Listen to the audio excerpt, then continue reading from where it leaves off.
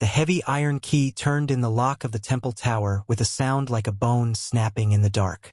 It was October 13th, 1307. A Friday that began with the smell of damp stone and the cold, metallic breath of autumn. In the heart of Paris, the Grand Master, Jacques de Molay, watched the dust motes dancing in a single shaft of dawn light. He did not yet know that the world he helped build was dissolving into the ink of Philip Ivy's arrest warrants. The echo of the unspoken. The silence of the preceptory was not the silence of peace. It was the silence of a held breath. For 2 centuries, the Order of the Temple had been the iron pillar of Christendom, the bankers of kings, and the guardians of the road to God. But power is a fragile glass, and wealth is a scent that draws wolves from the shadows. As the king's men-at-arms hammered on the oak doors, the sound reverberated through the cloisters, a rhythmic, relentless percussion that signaled the end of an era. De Molay stood in the center of the hall, his white mantle with the red cross draped over shoulders that had grown weary under the weight of 80 years. He smelled the scorched wax of a guttering candle and the faint, lingering aroma of incense from the morning's silent prayer. The nature of power is such that it cannot tolerate a void, nor can it tolerate a rival. To King Philip, the Iron King, the Templars were no longer protectors. They were a debt that needed to be erased. The king's treasury was empty, but his ambition was a bottomless well. Time, the Grand Master thought, is a river that does not flow toward the sea, but toward the grave of all things. We thought we were building for eternity, forgetting that eternity belongs only to the Creator, while men are merely tenants of the moment. The arrest was clinical. There was no glory in it, no clashing of steel in open fields. It was a betrayal of parchment and seals. As the guards stripped the brothers of their mantles, the fabric hissed against their chainmail. To be stripped of the mantle was to be stripped of a skin, to become a ghost while the heart still beat. 2. The weight of the secret. As the brothers were led into the damp bowels of the Conciergerie, the air changed. It became thick with the scent of saltpeter, old sweat, and the iron tang of fear. In the isolation of the cells, the concept of freedom shifted from the right to ride across the Levant to the simple, agonizing freedom of a limb not bound by a shackle. The accusations began to circulate like a poison in the well. Denial of Christ, spitting on the cross, the worship of a severed head named Baphomet. These were not charges born of truth, but of necessity. To destroy a holy order, one must first make them unholy in the eyes of the simple. The scent of the cell, the overwhelming smell of wet hay and the ammonia of human waste. The sound of the night, the distant drip of water, each drop a second of a life being stolen by the king's bureaucracy. The touch of the void, the rough texture of the stone walls, which the brothers traced with their fingers as if reading the braille of their own impending deaths. Faith, in these moments, is not a soaring hymn. It is a desperate whisper in the dark. Is a man truly free if his soul remains his own while his body is broken on the rack? Or is freedom merely a cruel joke played by the heavens upon those who believe they have a choice? 3. The vanishing gold. While the inquisitors prepared their irons, another drama unfolded in the shadows of the temple's vaults. Legend speaks of wagons muffled in leather, moving under the cover of a moonless night. The king's men broke the seals of the treasury expecting mountains of gold florins and chests of jewels from the east. They found emptiness. The vast wealth that had fueled crusades and ransomed kings had evaporated like mist at sunrise. The treasure of the Templars was perhaps never just gold. It was a collection of relics, maps of the soul, and the accumulated knowledge of a world that Europe had forgotten. As the historian looks back, the disappearance of the treasure feels less like a theft and more like a final act of defiance, a refusal to let the king possess the heart of the order. The gold was gone, but the mystery was heavier than any metal. It became the phantom limb of the order, something felt but no longer seen. 4. The philosophy of the fallen. To be a Templar was to live between two worlds, the monk's cell and the warrior's saddle. Now they were trapped in a third world, the limbo of the accused. Jacques de Molay sat in his cell, listening to the muffled cries of his brothers from the chambers below. He realized that the greatest tragedy was not the loss of life, but the loss of meaning. If the world could be turned against its protectors in a single night, then the structure of society was built on sand. Death is not the enemy of the brave. It is the silence that follows a lie. The Grand Master understood that the king was not just hunting men. He was hunting a legacy. By labeling them heretics, Philip was attempting to rewrite history. He was trying to erase the blood spilled at Acre and the prayers whispered at Jerusalem. The bitter beauty of the end. This first chapter of the fall concludes not with fire, but with the chilling realization of human fragility.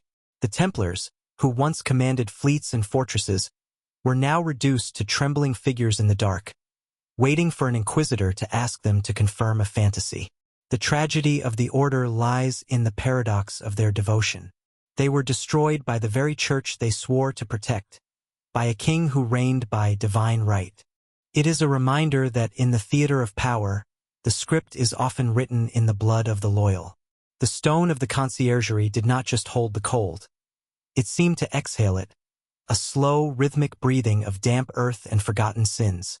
In the darkness of his cell, Geoffroy de Charny, the preceptor of Normandy, counted the sounds of the Parisian night to keep his mind from fraying like an old banner. There was the distant lap of the Seine against the quay, the scurrying of rats that moved with more right to the city than he, and the occasional heavy thud of a guard's partisan. He lay on a bed of straw that had long since turned to compost, smelling of rot and the faint, ghostly scent of the cloves he used to carry in his satchel to ward off the miasma of the Levant. It was a sensory betrayal, to remember the sun-drenched citrus groves of Cyprus while shivering in a tomb built of French limestone. The inquisitors did not always use the flame or the wheel. Often, they used the silence. Isolation is a mirror that reflects only the flaws in a man's soul. For weeks, Geoffroy had seen no one but a silent jailer who placed a bowl of thin pottage on the floor as if feeding a caged beast. In this void, time ceased to be a line and became a circle. He found himself wondering if the sun still rose, or if King Philip had managed to imprison the light itself. The philosophy of the order had always been one of presence, to be the physical shield of the faith. Now he was forced into a state of forced mysticism, a hermit without a choice, finding that when the world is stripped away, the eye becomes a terrifyingly small thing. Faith, he realized, was not a shield, but a thin thread held between two trembling hands. If he let go, he would not fall into the arms of God, but into the mouth of madness. One evening, the silence was broken not by a guard, but by the sound of a lute being played somewhere far above, likely in the king's apartments. The melody was a courtly thing, light and shallow, a tune for people who believed that life was a series of dances rather than a march toward a reckoning. To Geoffroy it sounded like a mockery. He pressed his ear to the weeping wall, trying to catch the vibration.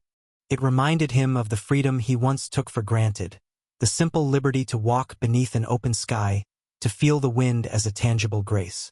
He thought of the great seal of the order, 2 knights on 1 horse, a symbol of poverty and brotherhood. Now, there was no horse, no brother, only the heavy, suffocating weight of an accusation that felt as real as the iron shackles chafing his wrists to the bone. The charges of heresy were a sophisticated architecture of lies, built with enough truth to make the structure stand. They asked him about the secret receptions, the kissing of the spine, the denial of the cross. They wanted him to admit that the order had found something in the ruins of Solomon's temple that made the church's dogmas unnecessary.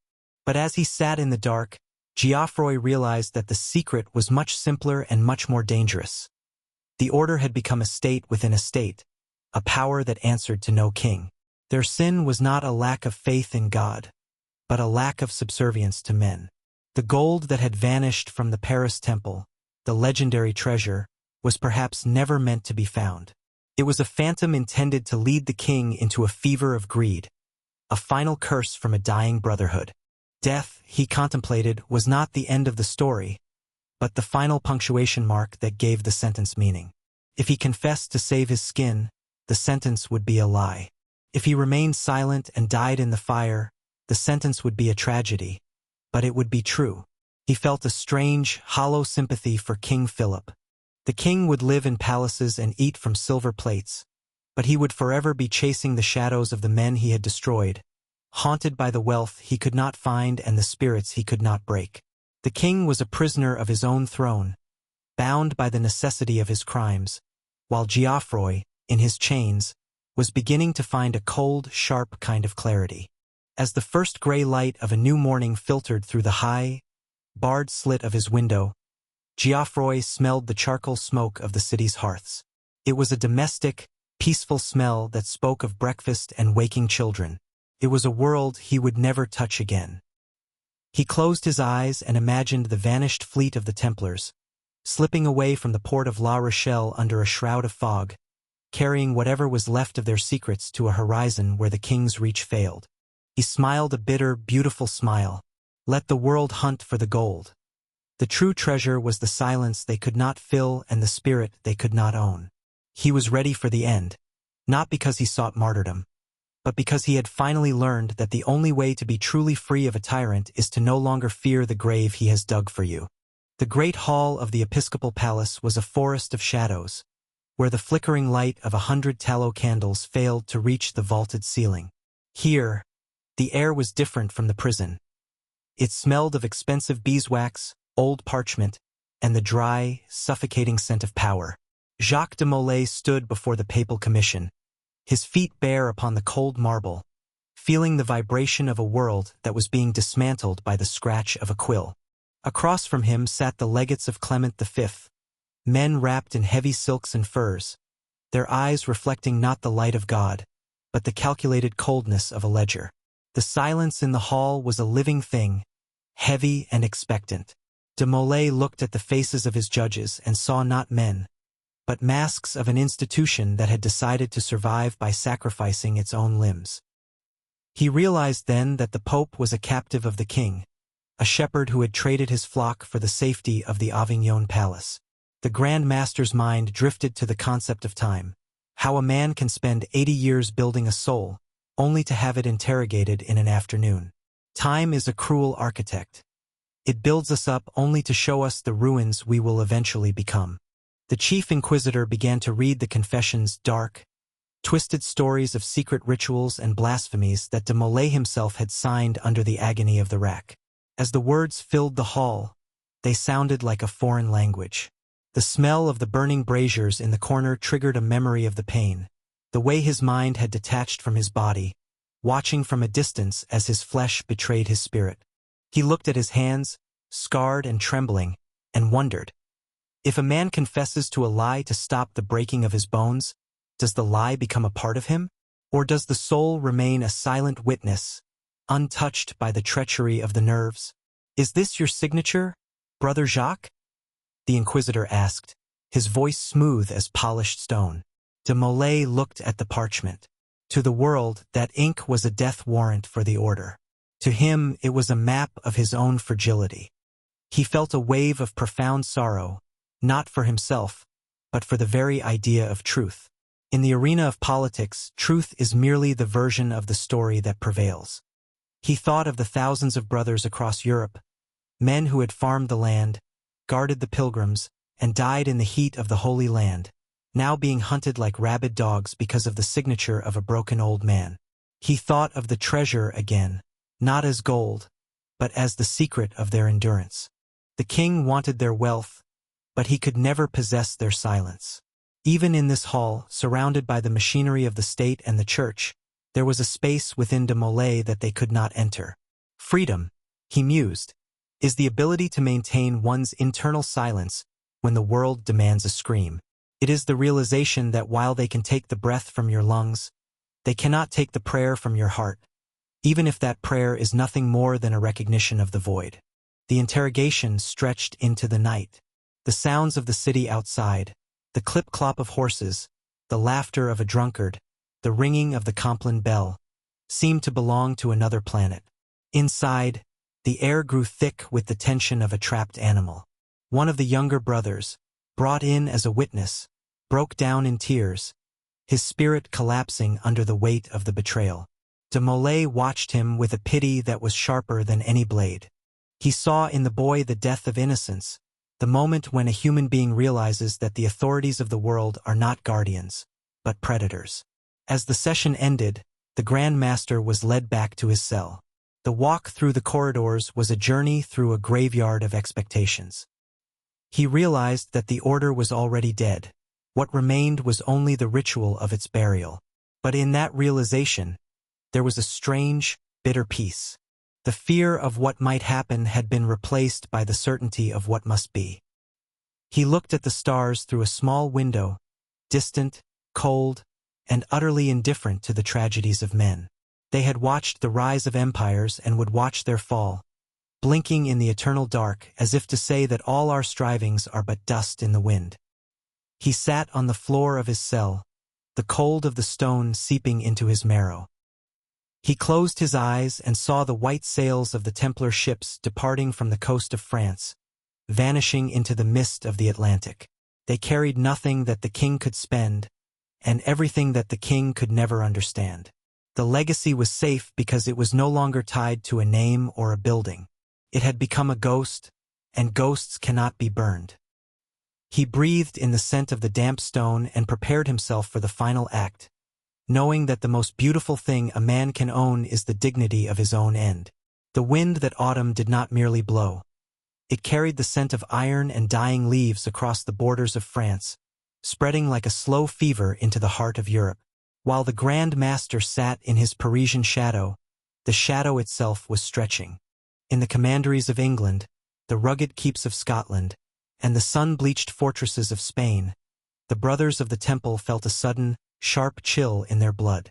The letters from Paris had arrived not by the usual couriers, but by the king's swiftest riders, sealed in wax that bore the fleur-de-lis, a flower that now smelled of the grave. In a small preceptory on the edge of the Pyrenees, an aging knight named Hugues sat by a hearth that offered more smoke than warmth.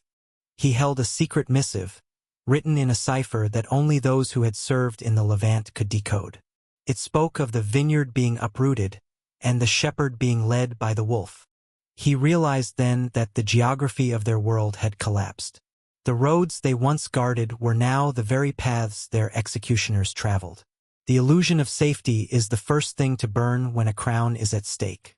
Hugues looked at his sword, leaning against the stone wall, a weapon that had defended the pilgrim's path from Jaffa to Jerusalem. Seemed a heavy, useless thing now. Against a king's greed and a pope's silence, steel is as soft as silk. He thought about the nature of a vow. Is a man bound to an institution that has already betrayed its own soul? Or is the vow a covenant with God that exists outside the walls of any church? The sound of the frontier, the constant, nervous barking of hounds in the courtyard, sensing the arrival of strangers long before they appeared on the horizon. The taste of despair, a bitterness in the back of the throat, like the copper of a coin or the salt of a dried tear.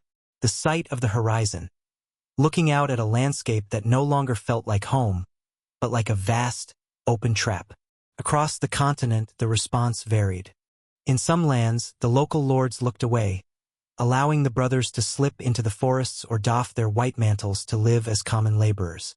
In others, the greed of Philip IV was contagious. The thirst for the Templar gold became a madness.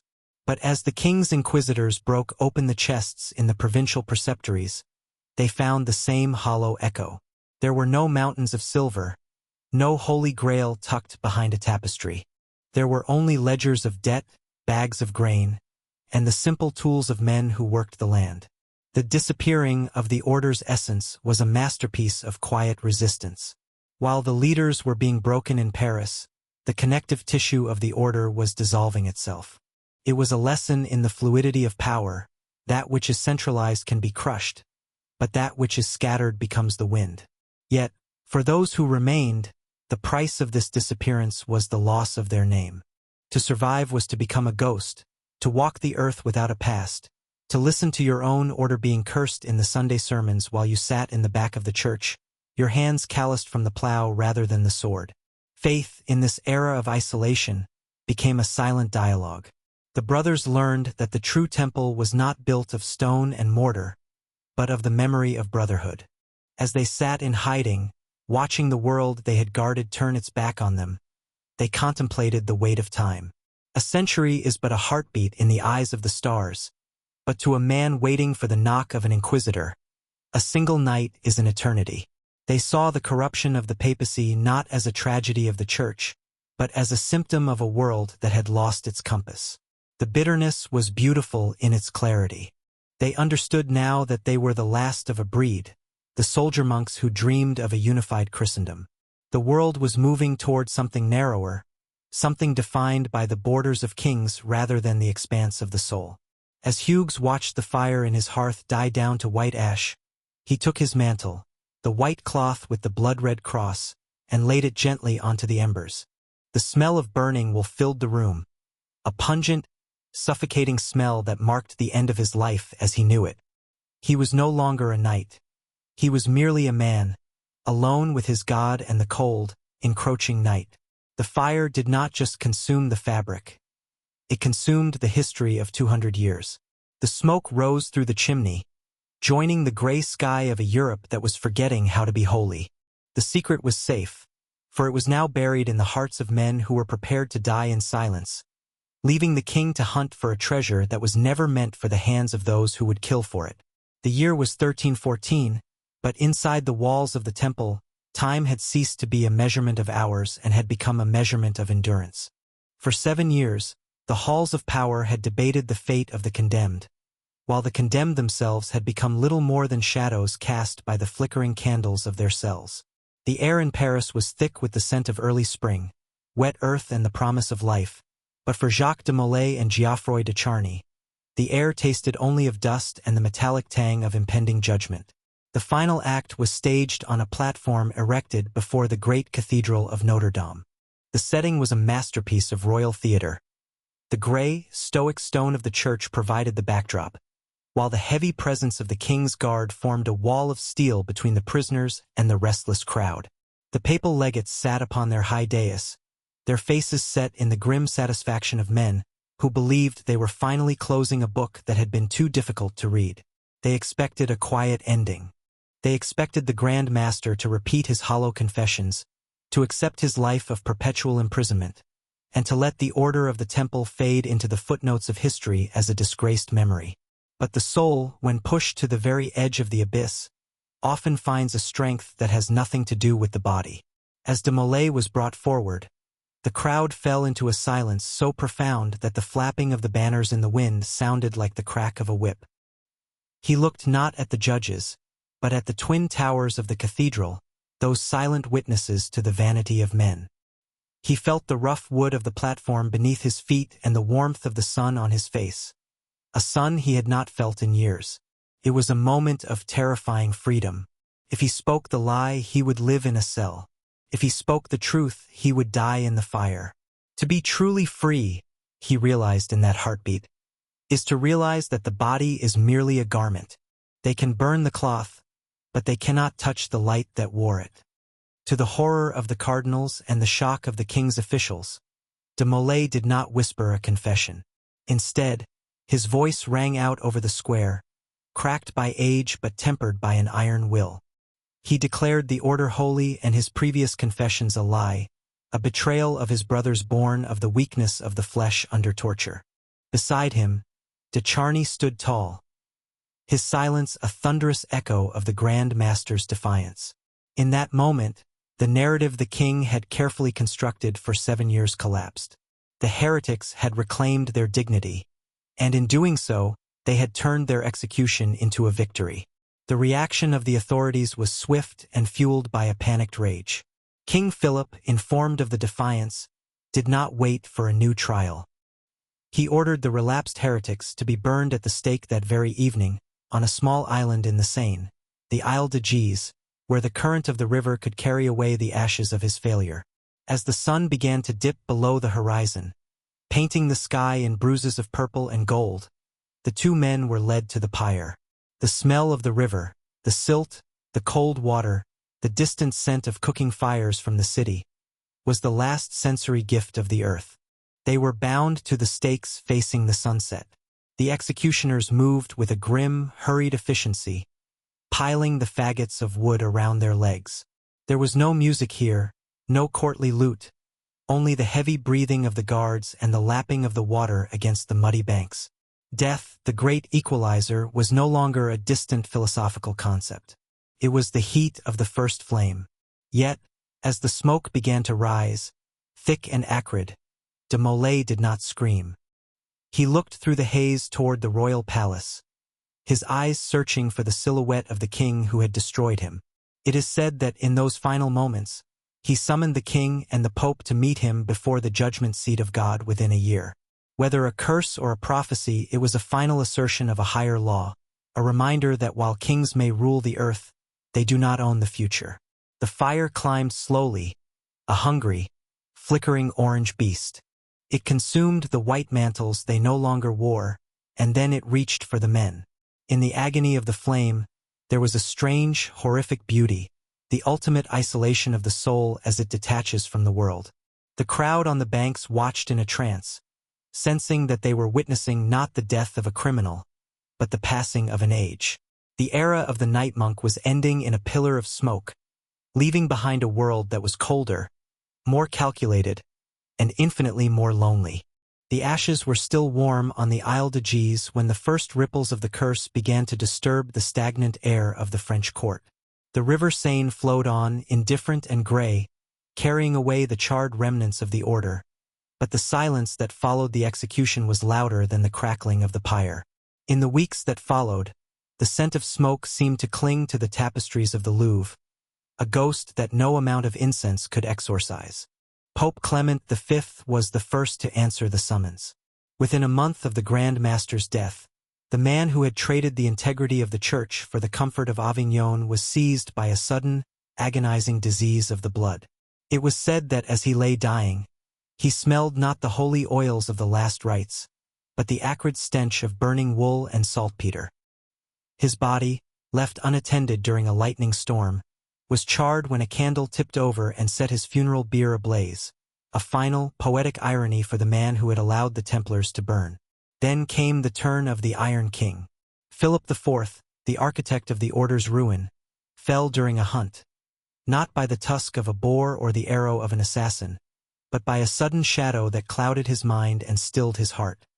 He died in a state of bewildered silence, his eyes fixed on a horizon no one else could see.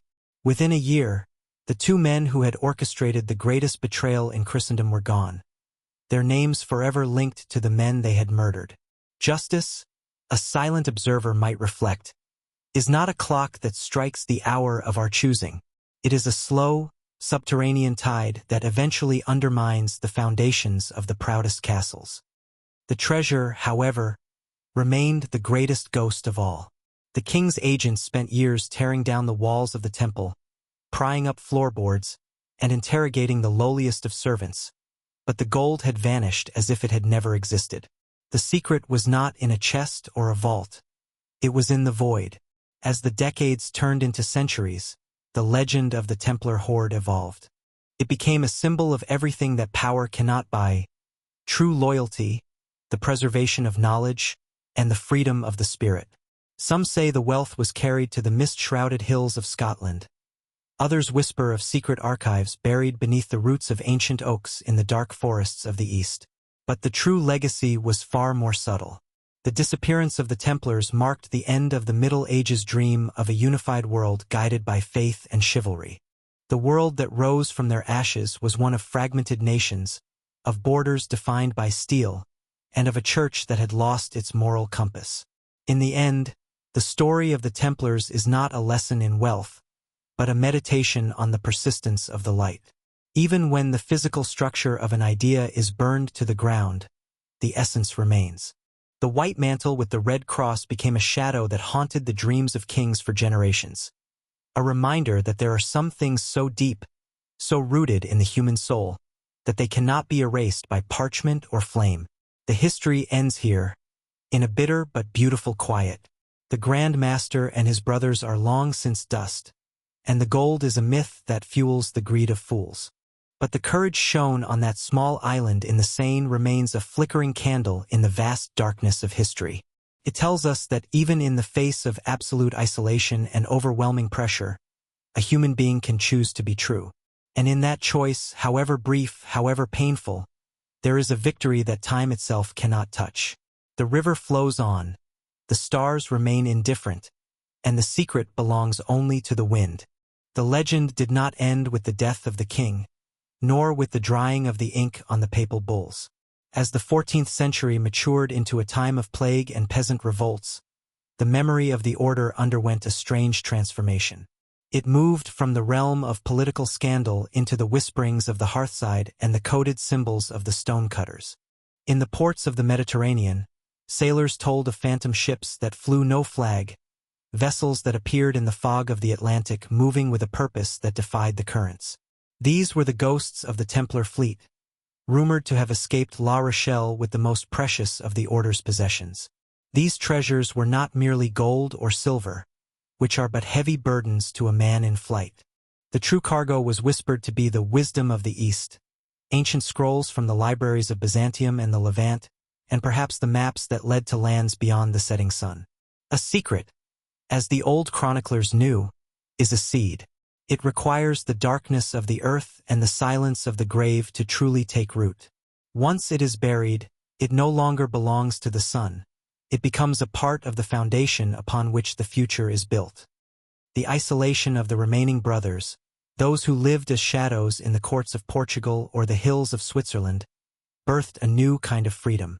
No longer bound by the white mantle or the public eye, they became a silent brotherhood. They learned that influence is often more potent when it is invisible. They became the architects of a new world, moving through the guilds and the universities, planting the seeds of the Renaissance in the very soil that had been soaked with their brothers' blood. They understood that the greatest threat to a tyrant is not an army, but an idea that refuses to die. The bitter beauty of the conclusion lies in the persistent absence of the Templar gold. History has searched for it in the pits of Oak Island, the vaults of Rosslyn Chapel, and the ruins of Tomar. But the gold was never found because it was spent, not on bread or stone, but on the preservation of a legacy. It was used to buy the silence of sailors, the protection of distant lords, and the survival of a lineage of thought that prioritized the quest for truth over the dictates of a crown. As the candle flickers and the ink of the historian runs dry, one realization remains. Jacques de Molay, standing in the flames, was not a victim of the past, but a gateway to the future. His defiance proved that while power can crush the body and seize the land, it is utterly powerless against a soul that has made its peace with eternity. The disappeared treasure was, in truth, the realization that the only wealth worth keeping is that which you can take with you into the fire. The story of the Templars ends not with a period, but with an ellipsis, a lingering question that continues to echo through the corridors of time. They remain the guardians of the threshold, the masters of the secret, and the eternal reminder that the light which shines in the darkness can never be fully extinguished, no matter how heavy the shadow that seeks to cover it. Like and subscribe to this channel for more interesting stories.